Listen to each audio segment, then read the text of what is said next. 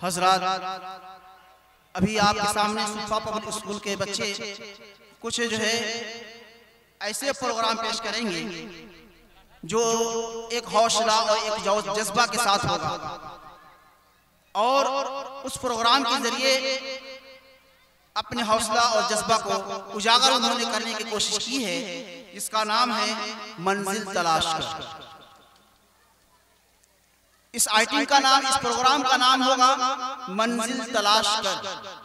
तो इसके अंदर होनहार चंद तलबा को रखा गया है, चंद बच्चों को लाया गया है कि कैसे इन्होंने, इनका जज्बा है और इनका हौसला है और क्या इन्होंने अपना किरदार अदा किया है। दोस्तों, मंजिल तलाश कर, चाहे वो पहाड़ हो उसके ऊपर भी चढ़ जाओ, और ऐसी जो है शीशा जो टूट जाते हैं पत्थर की चोट से, ऐसा शीशा तलाश कर जो कि पत्थर से न टूटे।